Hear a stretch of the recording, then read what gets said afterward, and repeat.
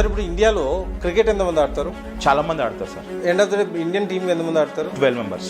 Performance ని బట్టి వాడి ఫ్యూచర్ డిపెండ్ అయి ఉంటుంది సార్. అంటే ఒక కోర్స్ చదివినంత మాత్రాన వాడి సక్సెస్ అవ్వాలని లేదు sir.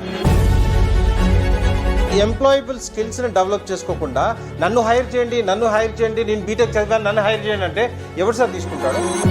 These interviews dedicated to all the future engineers. March April అయితే చాలు సార్. 1 1 1 2 2 2 అని ర్యాంకింగ్. ఇంజనీరింగ్ లో స్టేట్ ఫస్ట్ సెకండ్ ర్యాంకులతో పాటు all India 1 2 3 4 5 6 7 8 9 10 rank. Parents psychological mind set ని మీరు మార్చేస్తుంటారు. ఒక్కడే ర్యాంక్.